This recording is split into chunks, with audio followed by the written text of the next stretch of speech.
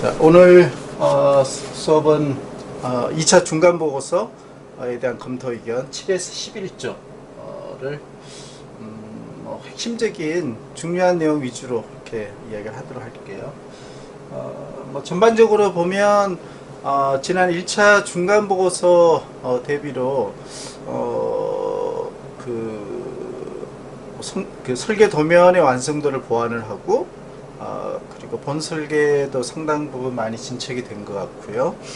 성능 지표별 검정도 보면 조별로 약간의 편차가 있긴 해도 상당히 많이 검증을 하고 있는 그런 것으로 보여지고 있어요. 그래서 현재 진행도로 보면 양호하게 그렇게 진행은 되고 있지만 이제 우리가 그 마지막 최종 보고서 제출 날짜가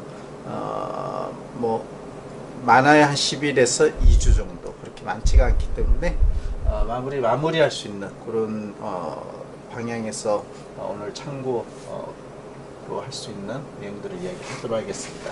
자, 7조. 7조는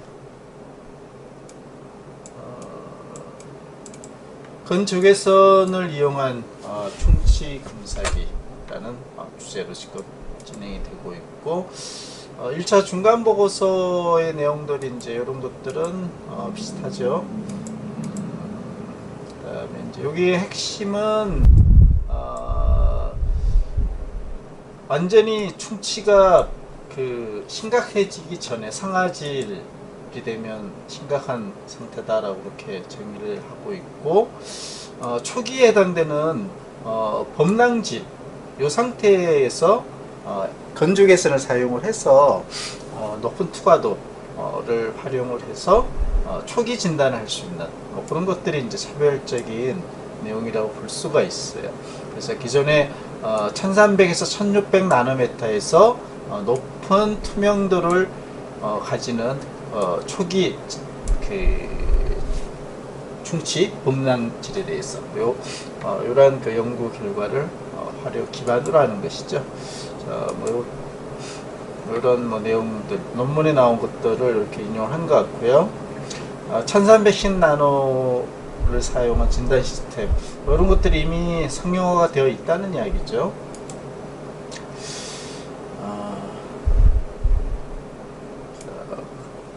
기존에 이제 레퍼런스들을 보여주고 있고, 그래서 여기서부터가 이제 설계의 이제 메인 본론이 되는 것이죠.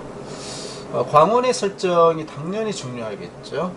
그래서 건조개선 다이오드 레이저 방식을 선정을 하려고 하고 있다라고 했고, 요거는 참고 그림을 따온 것으로 보이고요.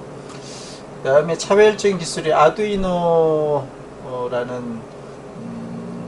센스 기반인 것 같아요. 센스 기반인 것 같고, 이게 아마 그 충치 범랑질을 감지를 하고, 그 다음에 그거를 우리가 디텍션이 가능하도록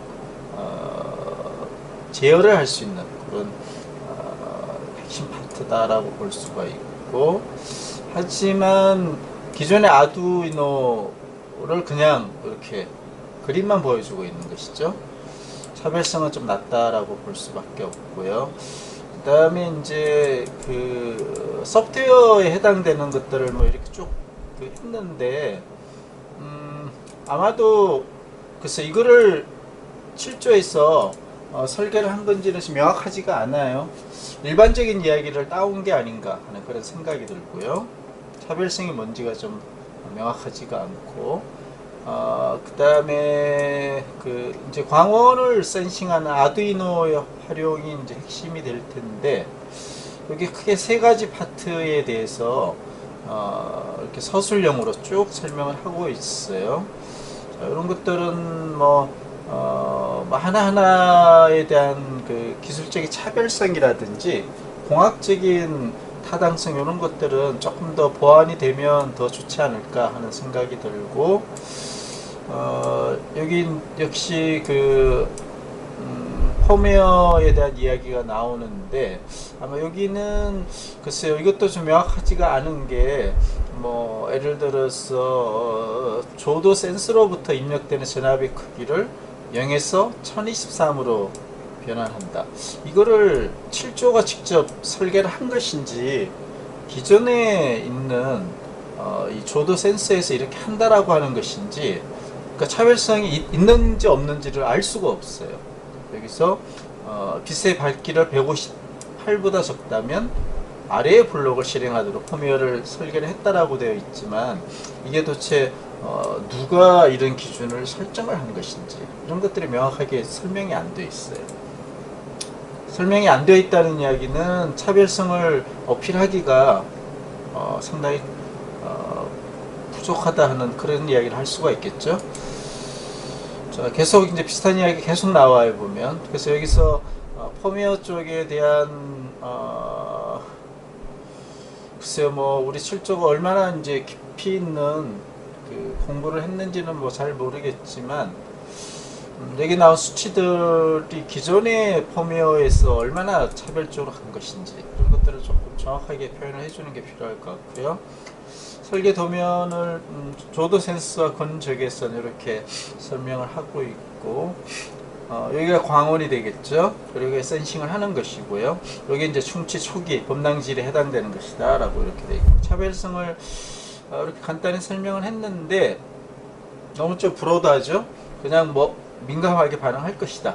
이 공학적으로 입증을 해줘야 되고 효과적으로 초기 충치를 발견할 것이다. 이것도 이제 공학적으로 입증을 해줘야 되는 것이죠. 물론 성능 지표에 그게 포함이 되면 더 좋은 것이고요. 그래서 여기 이제 뭐 조도 센서에 관련된 요 라임하고 요 부품을 쭉 설명을 하고 있는데 자 이게 이제 이 부품 전자 부품이나 기계 쪽에서 설계가 이제 눈의 이야기를 하고 있는데 어려운 게 단순히 이렇게 써두는 것은 기존에 상업화가 되어 있는 이 조도 센서의 그냥 참고 자료밖에 안 되는 거예요. 여기서 이 하나하나를 어떻게 설계를 하고 그 중에 뭐 아주 디테일하기는 힘들겠죠. 무엇이 차별적으로 이 중에 뭐 한두 개라도 무엇이 차별적인지 그거를 명확하게 보고서에 기재를 해줘야 돼요. 기존 대비 차별화된 것이 무엇인지 그런 것들이 잘 안 보인다는 것이죠. 자, 이거는 이미 지난번에 1차 때 나온 거고요. 자, 그래서 우식 진단의 정확도 80%, 약간의 이제 검증을 지금 하고 있는 것 같아요 보면. 그 다음에 민감도 91%. 자, 이런 것들. 자, 여기 보면 이제 논문에 나온 거 가지고 여기 아마 여기 센시티비티니까 민감도죠. 그렇게 되어 있는데 뭐 기존의 기술을 그대로 쓰면 91%가 자동으로 달성이 되겠죠. 0.91에 기존 연구가 있는 거잖아요. 자, 그러면 이 0.91을 활용하는 것은 좋은데 기존의 기술 대비로 이 설계한 기술의 차별성이 명확하게 앞에서 제시가 돼줘야 되겠죠. 자, 그렇게 해서 두 개의 성능 지표에 대해서 조금 더 검증을 보완을 해주면 더 좋은 설계가 될 것 같아요. 8조로 갈게요. 8조는 실내 공기를 정화하는 섬유 브라인데요. 그 중에서 광청매 TiO2 자 이런 것 자 이거는 아래 첨자로 이렇게 써줘야 되겠죠. 자, 이런 식으로 TiO2 이렇게 써줘야 되겠죠. 자, 그다음 여기서 이제 핵심 되는 게 보면 플러스 이온을 띄고 있는 코팅층을 만들고 그다음에 에스트 그룹을 가지고 있는 근데 사실 에스트가 아니고 카복실릭 애시드예요. 에스트하고 카복실릭 애시드는 화학적으로 완전히 다른 거예요.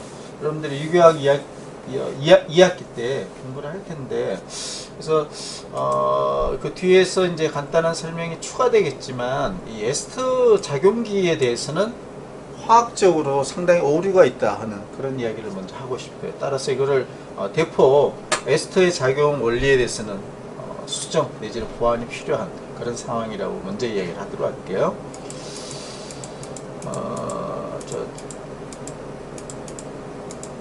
미세먼지에 대한 이야기이고, 그 다음에 광촉매.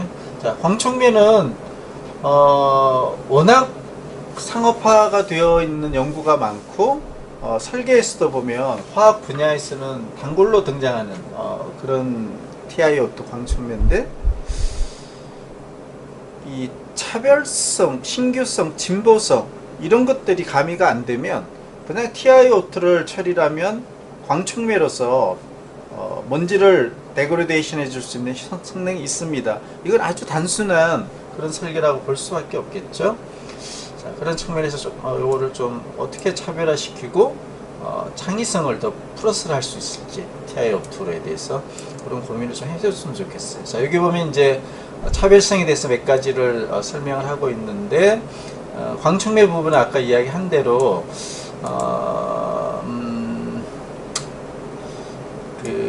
단순히 광촉매가 있으면 미세먼지를 분해할 수 있다. 이거는 단순 설계예요.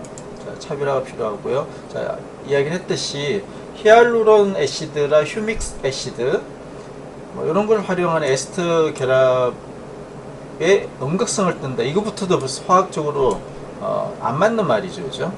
음극성을 띌 수가 없죠. 에스터 CO2는 그냥 뉴트럴한 컴파운드, 단지 옥시전이 델타 마이너스의 캐릭터를 살짝 띄고 있다는 거지.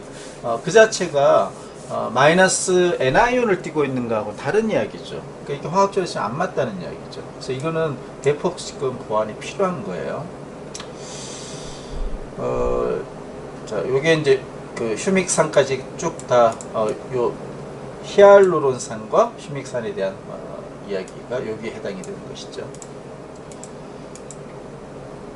자, 이 도면은 지난번에 이야기했던 것이 약간 더 해서 보완이 된 것 같고, 크게 보면 3레이어에 TiO2가 이렇게 파란색으로 코팅이 되어 있는 그런 모양이고, 노란색은 먼저 나오는 첫 번째 층 양이온이 코팅이 되어 있다 하는 것이고, 중간 층은 두 개의 애시드를 사용하는 그 에스트가 있다. 이것도 잘못된 이야기. 이것도 좀 이름을 바꿔야 돼요.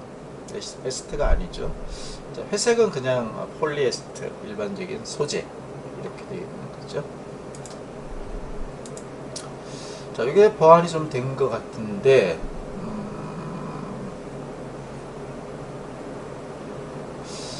보완이 된 것 같은데,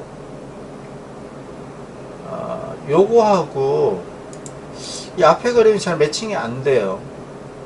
그쵸? 여기는 1, 2, 3층으로 구분을 해놓고, TiO2는 양이온층에 그냥 전체적으로 이렇게 골고루 분포하고 있는데, 여기는 보면 갑자기 TiO2가 파란색인데 까만색 레이어 안에만 존재를 하고 있죠. 뒤에도 있는 것처럼 보이고, 따라서 이 그림하고 이 그림을 정합성이 없어요. 이거는 뭔가 정확한 설계 도면에 맞게 대폭 수정이 필요한 그런 상황이에요. 자, 그래서 이제 각 층의 화학적인 작용, 미세먼지를 제거해주는 작용이 되겠죠. 자, TiO2를 그냥 쓰겠다. 이거는 단순 설계라고 했어요. 차별성이 안 보여요. 자, 이제 여기서부터가 핵심일 수가 있는데, 암인계가 양이온을 띠고 있다. 자, 이거 화학적인 구조가 지금 제시가 안 돼 있어요. 뒤에 나오나요? 안 보이는 것 같은데. 그렇죠? 화학적인 구조가 없죠. 이 암인계 물질을 정확하게 정의를 내려주고, 기존 아마 쿼터너리 암모늄 솔트, 그때 나이트로젠이 4개의 본딩을 하게 되면 플러스를 띠게 되는 것이죠. 그래서 그런 물질을 아민이라고 하지 않고 좀 더 스페시픽하게 쿼터너리 암모늄 솔트다 이렇게 이야기를 해요. 그런 암인계로 추정이 되는데, 도대체 그 구조가 어떤 것이고, 기존에 많이 알려져 있는 쿼터너리 암모늄 솔트 대비로 무엇이 좀 신규성이 있고 진보성이 있는지, 그런 것들이 전혀 이야기가 안 돼 있어요. 그러다 보니까 설계의 차별성이나 창의성이 지금 잘 안 보이는 것이죠. 그래서 이 플러스를 띄고 있는 게 아마 미세먼지가 플러스를 띄고 있기 때문에 플러스를 띄고 있는 미세먼지를 반발력으로 밀어버리는, 안으로 못 들어오게 그런 기능을 이야기를 하고 있어요. 자, 그래서 여기 2층 양이온 코팅층 여기에 대한 화학적인 명확한 그런 규정이 지금 필요한 것이죠. 그리고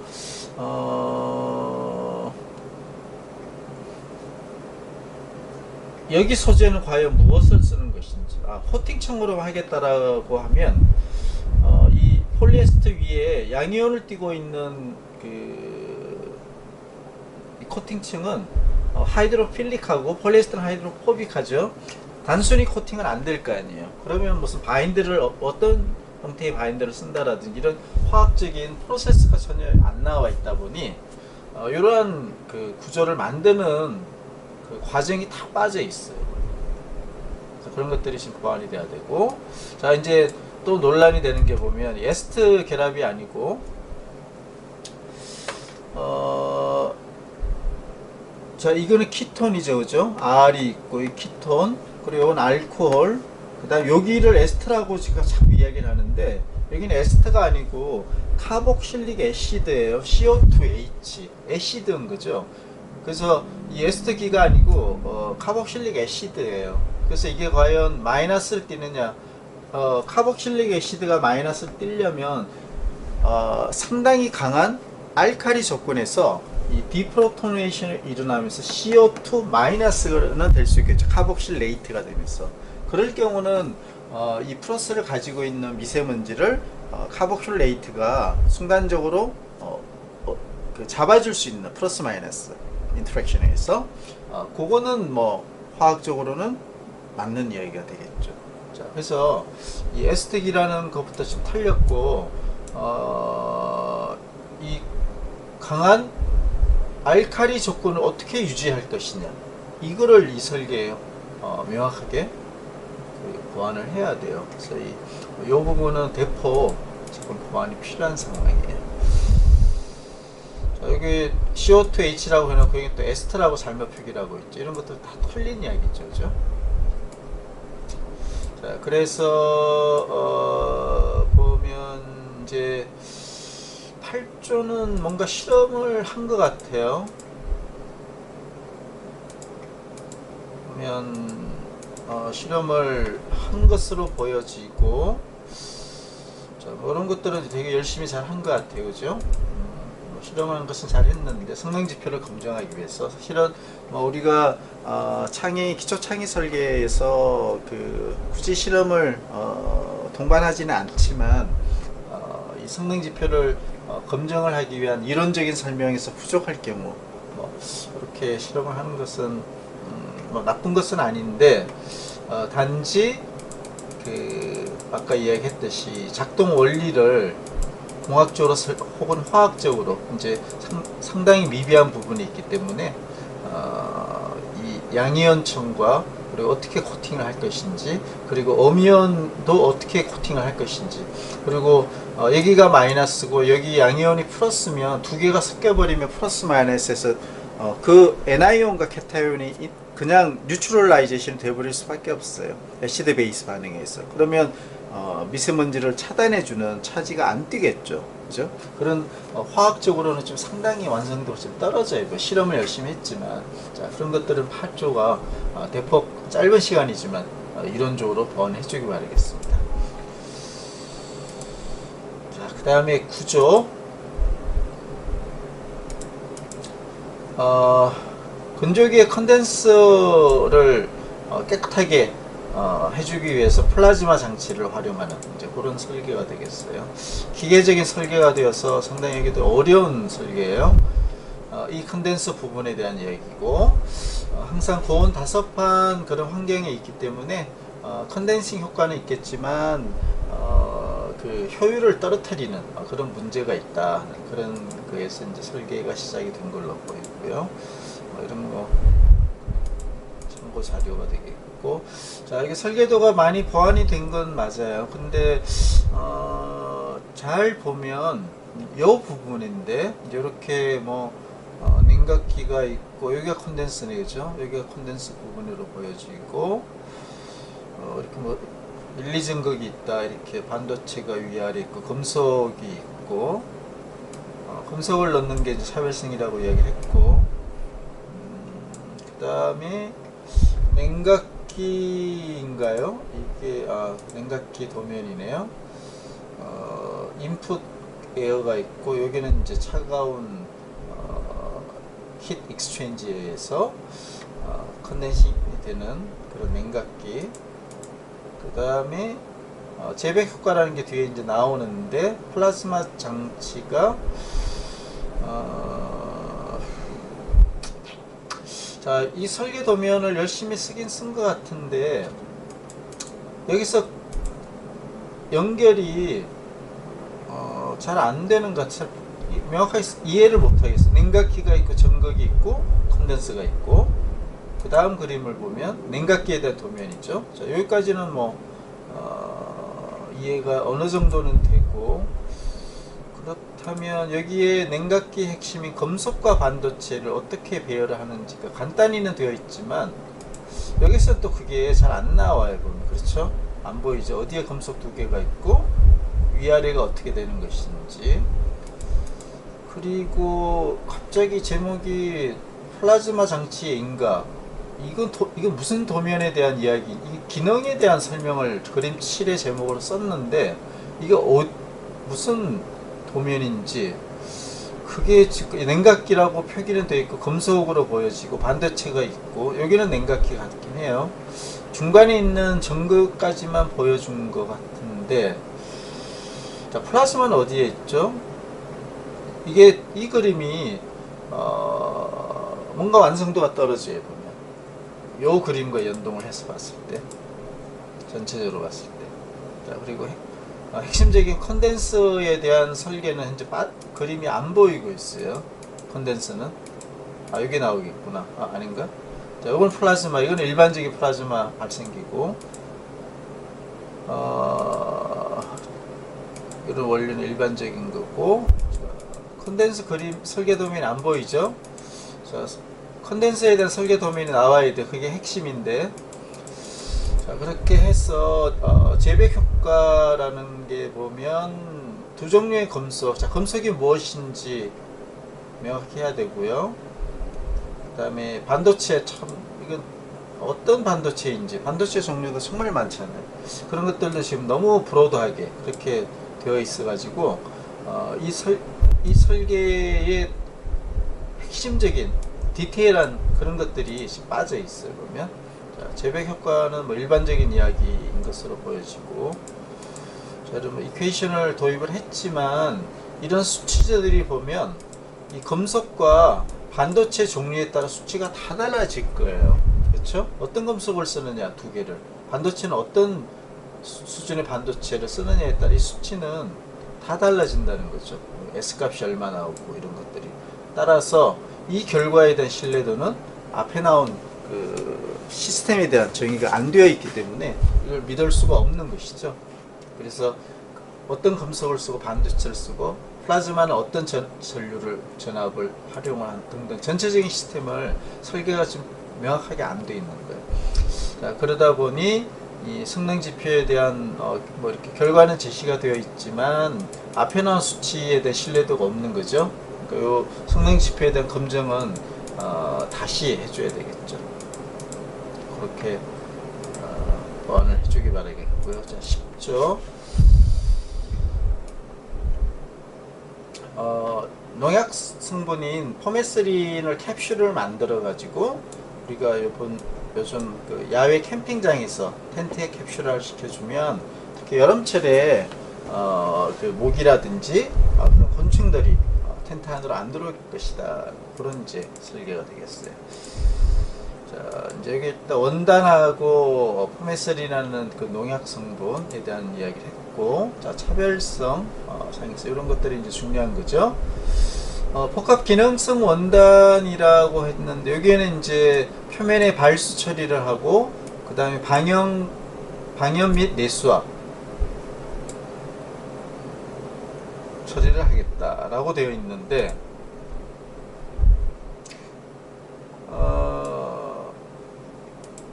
발수 방염 내수압 처리를 어떤 케미칼을 가지고 할 것이냐 하는 것들이 잘 안 나오죠. 자, 여기 그림은 일단 요 발수 가공을 한번 볼게요. 그냥 발수제를 쓴다라고 되어 있지, 어떤 발수제를 쓴다는 것은 잘 안 보이는 것 같아요. 발수제의 종류는 정말 많아요. 정말 많은 발수제가 있는데 그 중에 뭘 쓰겠다는 것인지, 그리고 이 원단의 특성을 반영을 해서 초발수 코팅층을 접촉각이 뭐 적어도 한 110도, 120도가 될 수 있는 그런 것들을 어떻게 만들 것인지, 이런 것들이 지금 안 나와 있다 보니 설계 완성도가 떨어질 수밖에 없죠. 자, 방염 내수압인데 방염과 내수압을 동시에 할 수는 없죠. 이거는 서로 완전히 서로 특성이 경우에 따라서 서로 이 사이드 이펙트가 서로 나타날 수 있는 그런 가공이에요. 그래서 이렇게 방염과 내수압을 같이 코팅을 한다. 이거는 화학적으로 입증할 수가 없어요. 그렇죠? 그래서 이것도 지금 과학적으로 안 맞는 이야기를 지금 하고 있고, 방염은 어떤 방염제를 쓰는 것인지, 내수압 특성을 가지기 위해서 가공 조제는 무엇을 쓰는 것인지, 그런 것들이 전혀 안 나와 있어요. 그냥 공정만 이렇게 그림으로 나와 있어요. 뭐 실리콘계를 쓰겠다. 그냥 기존에 실리콘계 많이 있어요. 그냥 쓰면 되겠죠. 자, 방염과 실리콘을 같이 쓰는 그런 거 쉽지 않아요. 자, 그 여기 핵심이 이제 캡슐을 만드는 것인데 계피액이 들어가고, 보면 이제 그 쉘 코로는 포메스린하고 계피액이 들어가고, 쉘 성분으로 그 셀룰로즈를 에틸레이션을 시켜놓은, 좀 더 하이드로포빅하게 만든 거죠. 셀룰로즈보다 그거를 이제 여기 그 표면으로 만드는 것이죠. 그렇게 캡슐을 만들고 그렇게 하는 것이고, 1.3 마이크로 캡슐의 크기는 뭐 이런 것들은 이제 마치 우리가 이 캡슐을 만들 때 목표를 1.3 마이크로를 하겠다, 그렇게 해서 이제 나름 계량화 시켜놓고, 이런 거는 이제 적정하게 잘 된 거죠. 물론 1.3에 왜 꼭 1.3이 되어야 되느냐 하는 것들이 여기 조금 나오는 것 같긴 해요. 자, 이런 걸 좀 더 보완하면 더 좋을 것 같고요. 자, 이 그림이 이제 좀 어려운데 이게 보완이 된 것 같아요. 자, 이 그림을 보고 솔직히 잘 모르겠어요. 포메스린이 어디에 있나요? 이 초록색인가요? 자, 그런 설명도 안 돼 있고, 그 다음에 여기 셀룰로즈, 에틸 셀룰로즈라고 했는데 구조는 이게 지금 실리콘 코팅을 한 것을 보여주는 것으로 마치 이해는 돼요. 자, 그런 것인지 그거를 잘 모르겠어요. 왜냐하면 이 실리콘 코팅이 갑자기 나오기 때문에, 여기는 우리가 쓰는 게 보면 여기 안쪽에 계피액과 포메스린이 들어가는데, 이런 화학적인 특성이 아니고 그냥 이렇게 모형만 이렇게 그려놨잖아요. 그쵸? 그 다음에 여기가 에틸 셀룰로즈가 돼야 되는데 갑자기 실리콘이 이렇게 그림으로 그려져 있고, 그래서 여기 소재하고 이 그림이 안 맞아요. 보면 잘 일부는 특히 이쪽 그 쉐어 쪽은 안 맞는 것이죠. 이걸 보완이 돼야 되고, 합착과 가역적 회복이 되는 논리가 설명이 안 돼 있어요. 왜 그렇게 되는지. 그렇죠? 합착이 되고 무엇이 합착이 되는 것이고 무엇이 탈착이 되는 것이고 그 화학적인 이유가 무엇인지, 그런 게 지금 설명이 안 돼 있는 것이죠. 자, 그래서 이 10조의 가장 차별적인 포인트는 농약 성분과 계피액을 캡슐화를 하는 것이고, 에틸 셀룰로즈를 사용을 해서 거기에 대한 그리고 또 그 양자효율이라고 이야기를 했는데 갑자기 양자효율이 왜 들어가는 것인지 이거에 대한 설명도 없어요. 그래서 이 페이지는 대폭 수정이 필요해요. 그래서 이 핵심적인 게 보면 너무 그 이해가 안 되고 단순하게 설명이 되어 있다 보니 설계의 완성도는 당연히 떨어질 수밖에 없는 것이죠. 자, 그리고 여기 나온 합착과 탈착이 가역적 회복이 된다라고 했는데 이게 아마 물이 그렇다는 이야기로 보이죠. 근데 그 원리가 설명이 안 돼 있고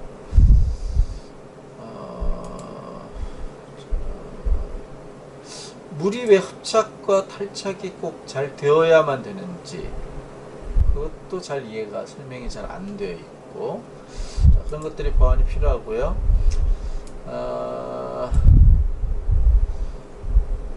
자, 여기 보면 이제 만드는 방법을 뭐 간단히 이렇게 설명했는데 이런 것들은 뭐 이런 캡슐을 만든다라든지 그다음에 가공을 한다라든지 어떤 가공제 화학적인 구조는 없다고 그런 것들을 폴리에스터 어떤 식으로 코팅을 한다라든지 이런 것들이 다 들어가줘야 되겠죠. 그런 것들이 지금 다 빠져 있어요.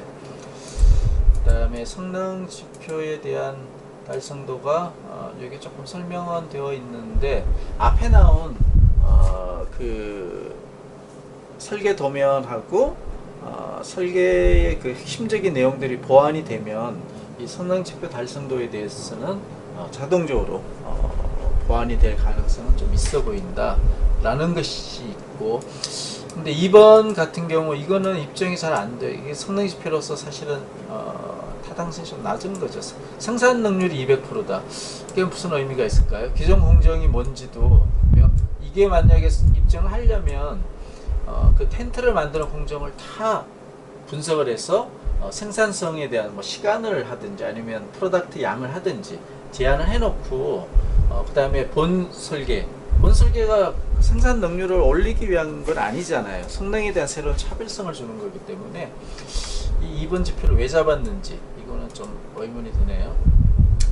자, 그 다음 이 캡슐의 기능 안정성 95%. 자, 이런 것들도 보면 화학적으로 설명이 돼야 되는데 그냥 달성할 수 있게 된다. 이렇게 하는 건 아니죠. 그죠? 이게 달성이 되려면 앞에서 이야기한 그 그림에 의해서 이 안정도가 높다는 이야기는 포메스린이 밖으로 서방이 되는 서서히 나오는 것이죠. 그죠? 그 특성이 떨어진다는 이야기를 또 이야기를 해요. 그러면 캡슐을 만들어서 포메스린을 코팅을 해놓을 이유가 전혀 없죠. 그죠? 그게 서서히 조금씩이라도 외부로 나와줘야 돼요. 그러니까 안정도 95%라고 하면 상당한 기간 동안 상당한 조건 하에서 95%의 포메스린은 그냥 남아있는 것이죠. 캡슐 안에서. 그러니까 이것도 캡슐의 안정성이 UV에 대한 안정성이라고 되어 있지만 뭐 특히 밤 시간 같은 경우는 자외선이 거의 안 들어오잖아요. 그죠? 그래서 3번에 대한 성능 지표도 조금 의미가 있고 그 다음에 본 설계에 좀 적합한 그런 지표로 일부 보완이 돼야 되지 않을까. 현재로 하게 되면 성능 지표의 적정성이 많이 떨어질 수밖에 없어요. 1번 정도는 뭐 어차피 들어가야 되는 지표로 보여지고 자 이렇게 이런 점들을 여기도 보완할 일들이 조금 많이 있는 것 같네요. 자 마지막 11조 보도록 할게요. 11조는 변색 렌즈 습도를 조절하는 게 이제 차별성이고 광변색 특성을 올리기 위해서 습도를 조절합니다. 이런 이야기예요. 기존의 렌즈는 이러하고 건강물질은 뭐 이런 유기계도 있고 이런 이노게닉도 있고 광변색의 특성이 좀 문제가 현재 많기 때문에 이렇게 좀 극대화할 수 있는 방법으로서 고온 다습한 조건에서 변색이 잘 안 된다는 단점을 보완을 하겠다 하는 그런 이제 방향성을 이야기하고 있죠. 그래서 기존의 습도를 조절하는 것은 일단은 습도가 낮은 쪽에서 광변색을 발생이 될 수 있도록 그렇게 하는 것이죠. 김서림 방지를 최소화한다 하는 그런 이야기가 있고 그러다 보니 렌즈의 표면 장력이 상당히 중요하겠죠. 그죠? 그래서 발수성에 대한 이야기가 나오게 되겠고 기존의 발수제는 이렇게 스프레이를 해줍니다. 그래서 분포도가 잘 떨어집니다. 이런 단점을 제안을 했고 그래서 본 설계에서는 필러멘트로 만들겠다 하는 거 그래서 압착 코팅 기술을 이용할 것이다. 일단 차별성에 대한 이야기는 설명이 뭐 나름 된 것 같다. 돼요. 근데 이제 여기서부터 이제 문제가 발생이 되는데, 표면 장력이 물은 73, 이 델타 표면 장력, 델타 값이 커지면 커질수록 발수 특성이 더 강해지겠죠. 그래서 이 테이블을 보고서 다이에틸 이서가 17이기 때문에 가장 차이가 많죠. 그래서 다이에틸 이서를 발수제처럼 쓰겠다. 그것이 코팅이 되어 있는 필름을 만들겠다라고 했는데, 문제는 이 다이에틸 이서는 보일링 포인트가 40도밖에 안 돼요. 그냥 공기중에 이렇게 둬도 다 날아가 버려요. 그러니까 얘가 언제 발수 특성을 나타내느냐는 것이죠. 그게 문제. 그러니까 이 설계 전체가 이러한 그 낮은 보일링 포인트를 갖고 있는 그 그 리퀴드라는 이 특성을 전혀 무시를 하고 단순히 표현 장력 17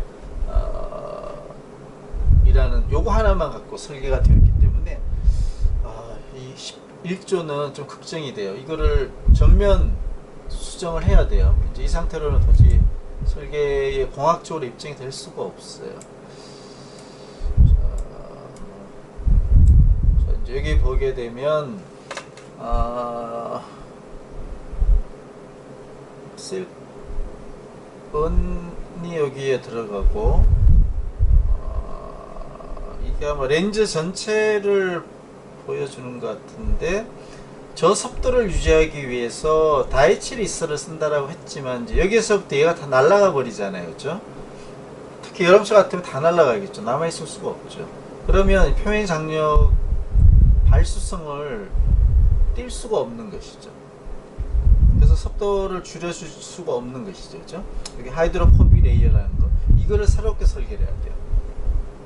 요거를. 자, 그래서 그러다 보니 뒤에가 다 새롭게 설계가 돼야 돼요. 자, 125도가 다이에틸 이서가 남아있다면 혹시나 모를까, 남아있지 않는 상황에서 125도가 나온다라고 어떻게 입증을, 이렇게 뭐 이퀘이션을 활용을 해서 128도가 나온다라고 했지만 이것은 실현 불가능한 그런 이야기가 되겠죠. 흑광도. 자, 흑광도의 개념이 되게 모호해요. 흑광도하고 투과율은 이제 같이 맞물려 가는 것인데, 자, 투과율이 98.5%. 그럼 여기 흑광도는 단순히 보면 1.5%에 해당된다라고 보는 게 맞을 것 같은데, 이 흑광도 0.00656 이거에 대한 개념이 되게 모호해요. 왜? 렌즈가 있고 플라스틱이니까 고분자 물질이죠. 투명하고, 그러면 98.5%의 광은 통과하는 것이고, 나머지는 난반사가 되는 거 플러스, 그리고 렌즈가 흡수하는 흑광, 그거 합치면 1.5에 해당이 되는 거죠. 근데 이 흑광도 0.00656을 갑자기 이렇게 이야기를 했는데, 자, 이거에 대한 과학적인 설명이 좀 필요해요. 흑광도에 대한 개념이. 자, 그리고 이 부분은 다이에틸 이서를 발수제로 쓸 수가 없기 때문에 새롭게 설계가 돼야 되는 그 하이드로포빅한 레이어는 그거에 따라서 결론은 다 달라질 수밖에 없죠. 11조는 짧은 시간에 하이드로포빅한 레이어에 대한 설계가 좀 새롭게 돼야 되고요.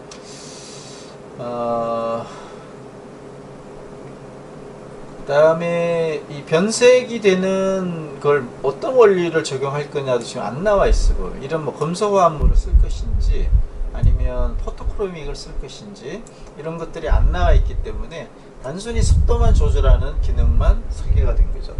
그러니까 상당히 제한적인 그런 설계로 끝나버리게 된 것이죠. 자, 이것도 보완이 필요하게, 변색 물질에 대한, 단순히 변색 물질을 쓰겠다, 이거는 좀 너무 단순한 것이죠. 기존에 변색을 시켜줄 수 있는 리버서블하게 그런 그 포토크로믹이 되든 아니면 이노게닉이 되든 그거 하고, 여기에서는 그 필름과의 그 화학적인 인터랙션, 이런 것들도 설계에 충분히 반영이 돼야 될 것 같아요.